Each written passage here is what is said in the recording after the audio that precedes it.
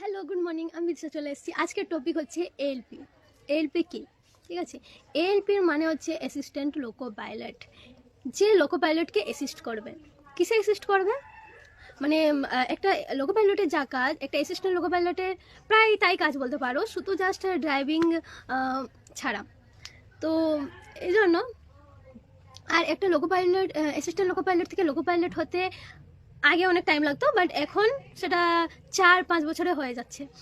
তো অনেক রেসপন্সিবিলিটি, মানে এটা ভেবে নাও যে কোনো সমস্যা হলে শুধু লোকো পাইলট একা ভাসবে না, তার সাথে অ্যাসিস্ট্যান্ট লোকো পাইলটেরও চাকরি চলে যাবে।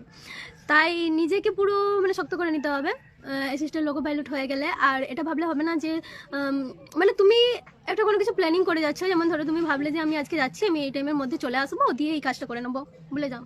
ঠিক আছে, ম্যানেজমেন্ট, টাইম ম্যানেজমেন্ট তো ভুলেই যাও।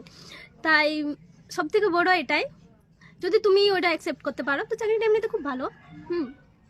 হার্ডওয়ার্ক, রাত দিন, জল ঝড় বৃষ্টি কোনো কিছুতে ছাড় নেই।